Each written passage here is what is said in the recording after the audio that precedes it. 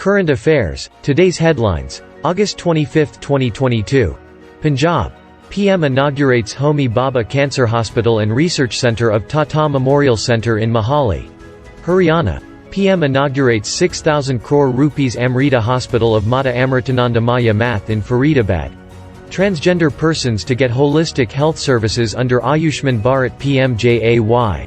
Pradhan Mantri Jan Arogya Yojana, Ministry of Social Justice signs MO with NHA.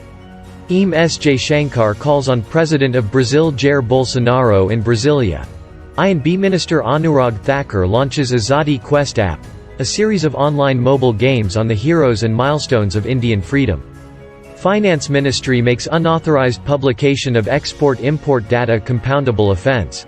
International Conference on Indian Minerals and Metals Industry held in New Delhi on August 23–24.